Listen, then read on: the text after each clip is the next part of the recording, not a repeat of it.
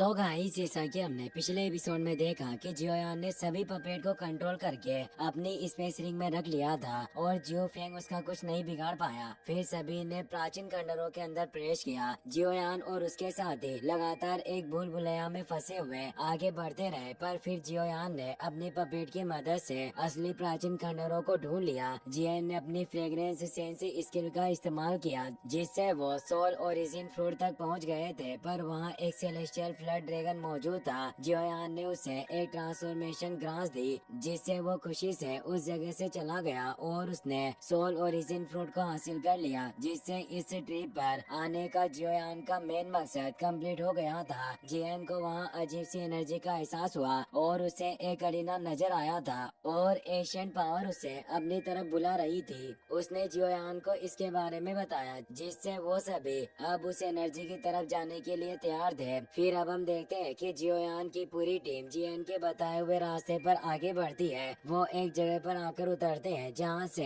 जियन को Asian power महसूस हुई थी, पर वहाँ सिर्फ कुछ ही खंडर मौजूद थे और जियोयान को एहसास होता है कि जो ऑर्डिनरी बिस्ट उनकी तरफ आ रहे थे वो दूर भाग गए। जियन भी हैरानी के साथ कहती है कि हम इस एशियन फॉरेस्ट के सेंटर में पहुँच गए। वो अरीना यही होना चाहिए था जिसके मुझे विजन आए। जियोंग कहता है कि बॉस, मुझे लगता है कि इस जगह पर इन टूटी हुई दीवारों के अलावा और कुछ नहीं है। पर जैसे ही वो उन दीवारों की तरफ आगे बढ़ता है तो वहाँ मौजूद बैरियर से टकराकर वो काफी दूर गिरने लगता है। जियोयान अपने 3000 लाइटनिंग मूवमेंट को एक्टिवेट करता है और तेजी से जाकर उसे गिरने से पहले पकड़कर नीचे ले आता है। जियोंग जियोयान को मदद के लिए थैंक्स कहता है। अब उस पूरे ब्रोकन वॉल्स के एरिया पर एक प्रोटेक्टिव बैरियर एक्टिवेट हो जाता है। वो सभी ये देखकर काफी चकित होते हैं। जियोयान कहता है कि आखिर यहाँ ऐसी क्या चीज है जो इस तरह के पावरफुल एनर्जी द्वारा प्रोटेक्टेड है। जियन कहती है कि यह एक तरह की बिस्ट स्पिरिट शील्ड है जो केवल उन बिस्ट के द्वारा बनती है जिन्होंने अपने जीवन काल के दौरान बहुत ही स्ट्रॉन्ग पावर को होल्ड करके रखा हो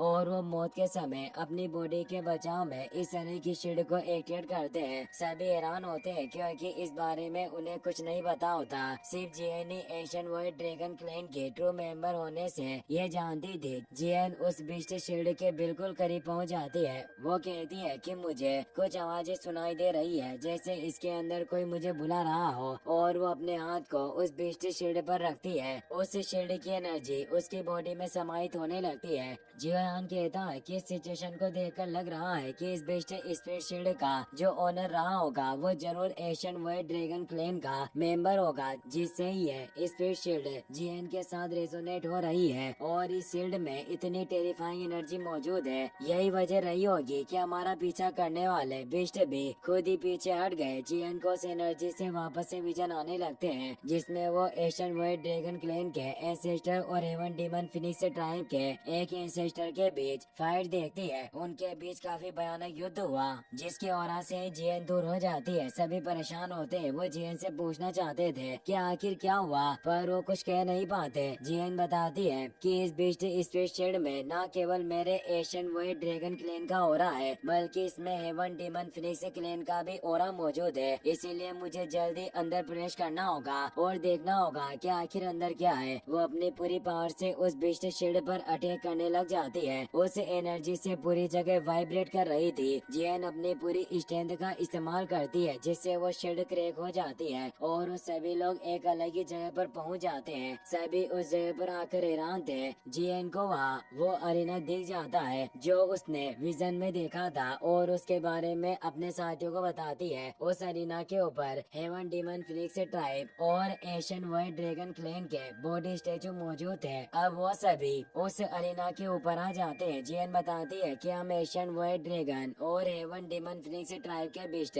सभी बिस्ट में से सबसे ऊंचे लेवल के बिस्ट होते हैं और ये दोनों ही अपने अपने क्लैन के सबसे सर्वोच्च प्राणी रहे होंगे। पर एशियन वाइट ड्रैगन क्लैन और हेवन डीमन फिनिक्स ट्राइब के बीच कभी भी अच्छे संबंध नहीं रहे और उनके बीच युद्ध हुआ, पर इसमें वो दोनों ही नहीं बचे और इस जगह पर आकर गिर पड़े। पर मैं इन बिस्ट बॉडी में मौजूद एनर्जी से पता लगा पा रही हूँ कि हेवन डीमन फिनिक्स में मौजूद लाइफ ओरा मेरे एशियन वाइट ड्रैगन के एंसेस्टर लाइफ ओरा से काफी कम है। अगर ऐसा नहीं होता तो मैं उस बिस्ट शील्ड को कभी भी नहीं तोड़ पाती, क्योंकि शील्ड इन दोनों की ही एनर्जी से बनी थी। अगर मेरा अनुमान सही है है तो यहाँ इन दोनों की एनर्जी से बना हुआ ड्रैगन फिनिक्स से ओरिजिन फ्रूट होगा जो वहाँ उस अरीना के सेंटर में मौजूद था और उसमें ड्रैगन और फिनिक्स दोनों की एनर्जी समाई थी। जियन उसे देखकर काफी खुश हो जाती है। वो कहती है कि मैंने सपने में भी नहीं सोचा था कि ड्रैगन फिनिक्स से ओरिजिन फ्रूट भी इस जगह पर मौजूद होगा। मैं शुरुआत से ही सोचती थी कि यह फ्रूट सिर्फ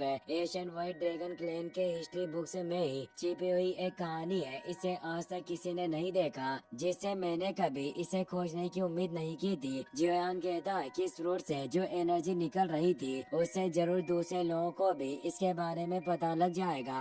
जियन कहती है कि मुझे जल्दी से इस फ्रूट को लेना होगा और अपने ड्रैगन आइलैंड पर लेकर जाना होगा, चाहे कुछ भी हो। पर ये fruit heaven demon phoenix tribe के हाथों में नहीं पड़ना चाहिए, वरना इस फ्रूट की मदद से वो हेवन डीमन फिनिक्स ट्राइब के लोग ड्रैगन फिनिक्स ब्लड लाइन में एवोल्व हो जाएंगे और सबसे पावरफुल बन जाएंगे। उस वक्त मेरे एशियन व्हाइट ड्रैगन क्लैन को सबसे ज्यादा खतरा होगा। वो हमें मिटाने की पूरी कोशिश करेंगे। जियन अब उस ड्रैगन फिनिक्स फ्रूट के पास पहुंच जाती है, पर जैसे ही वो उसे लेने लगती है उसे अजीब सा ऑरा का एहसास होता है। तभी वहाँ एक पोर्टल ओपन हो जाता है। सभी काफी हैरान होते हैं। देखते देखते उस पोर्टल में से हेवन डीमन फिनिक्स ट्राइब के हेडर जुआन के साथ विंग लाइटनिंग पवेलियन लीडर भी अपने दो साथी सिल्वर मून क्लैन और अर्थ टाइगर क्लैन के हेड के साथ आ जाते हैं। उनके साथ 6 डिसिबल भी होते हैं जिनकी पावर फाइट एम्पर लेवल पर होती है। जुआन उन्हें देखकर सिर्फ थोड़ा सा परेशान होता है क्योंकि अब उसकी पावर भी उनसे कमजोर नहीं थी।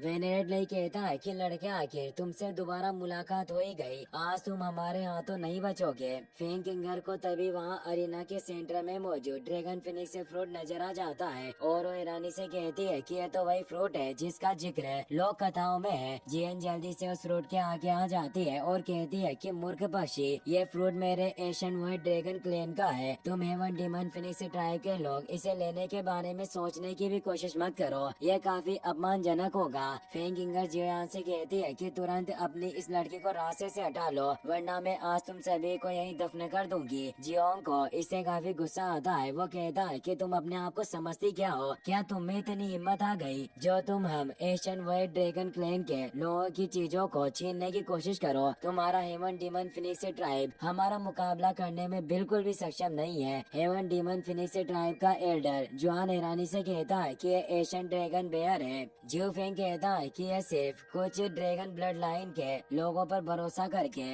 इतनी अकड़ दिखा रहा है। लगता है कि यह अपनी सीमाएं नहीं जानता। हमें जल्दी इसे इसकी औकात दिखानी होगी। एल्डर तियान वो कहते हैं कि अगर तुम्हें हमारी पावर पर विश्वास नहीं है तो आओ और खुद हमारी पावर को परख लो। और अब वो सभी लड़ने के लिए तैयार हो जाते हैं। जेन भी अपने ओरा को एक्टिवेट कर लेती है। हेवन डीमन फिनिक्स ट्राइब का एल्डर जुआन कहता है कि ये ड्रैगन फिनिक्स ओरिजिन फ्रूट सिर्फ हमारे हेवन डीमन फिनिक्स ट्राइब का होना चाहिए। और वो अपनी एनर्जी को फैलाते हुए कहता है कि लड़के जियोयान, यहाँ से अभी निकल जाओ और मैं तुम्हारी जान बख्श दूंगा। उसके ओरा से पूरी जगह हिल गई थी, पर जियोयान भी डरने वाला नहीं था। वो कहता है कि आज मैं भी देखना चाहता हूँ कि कौन इस ड्रैगन फिनिक्स ओरिजिन फ्रूट को हासिल करता है और अपनी हेवनली अर्थ पपेट और बाकी की उन सभी पपेट को बाहर निकाल लेता है जिस पर अब उसने कंट्रोल कर लिया था। उसके पास टोटल अब 9 पपेट थी, जिससे अब जियोयान की टीम पावर भी बिल्कुल कमजोर नहीं होती। फेंग किंगर को इससे काफी गुस्सा आता है। हेवन डीमन फिनिक्स ट्राइब का एल्डर अपने साथियों से कहता है कि जाओ आगे बढ़ो और जीत का परचम लहराओ। वो सभी तेजी से अटैक करने के लिए आगे बढ़ते हैं। जियोयान अपने सभी साथियों से कहता है कि उन सभी को ब्लॉक करो, कुछ भी हो, पर इनमें से कोई भी जियन तक नहीं पहुंचना चाहिए। अब दोनों टीम मेंबर लड़ने लग जाते हैं। जियोंग अर्थ टाइगर ट्राइब के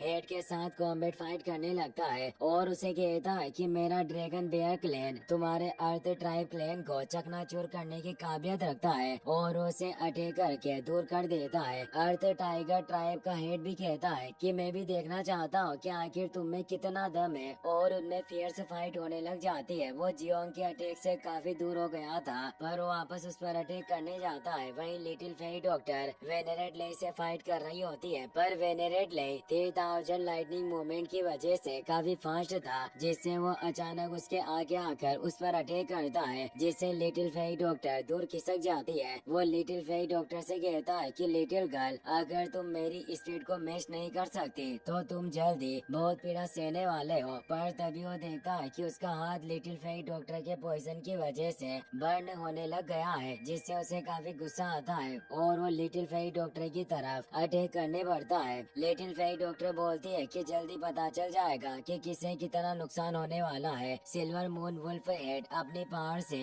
तियानुओ पर अटैक कर रहा होता है। वो उसके अटैक से बच रहे थे, पर वो अटैक बूमरैंग की तरह उन पर पीछे से वापस आने लगते हैं। तियानुओ जल्दी से पावर एक्टिवेट करके उन्हें दूर करके नष्ट कर देते हैं। सिल्वर मून वुल्फ लीडर कहता है कि तुम्हारी फायर कंट्रोल टेक्निक वाकई काफी अच्छी है। एल्डर तियानुओ भी कहते हैं कि तुम्हारी पावर भी बुरी नहीं है, पर आज चाहे कुछ भी हो, पर मैं तुम्हें एक खरोच पहुंचाने की पूरी कोशिश करूंगा। और उस पर अटैक करने बढ़ते हैं, जिससे उनके बीच भी कॉमेट फाइट स्टार्ट हो जाती है। वहीं हेवन डीमन फिनिक्स ट्राइब के एल्डर के ऊपर सभी पपेट मिलकर अटैक कर रही होती है। उसे एक साथ 8 पपेट का सामना करना पड़ रहा था, जिससे उसे काफी परेशानी हो रही होती है। पर अब गुस्से में उन 8 पपेट को रोककर दूर कर देता है। पर अब हेवनली अर्थ पपेट उस पर अटैक करने के लिए आगे आ जाती है और एक जोरदार पंच मारती है, जिससे वो कई सारे माउंटेन से टकराते हुए दूर चला जाता है। उसे पता चल गया था कि वो जियोयान और उसके साथियों से जीत नहीं सकते,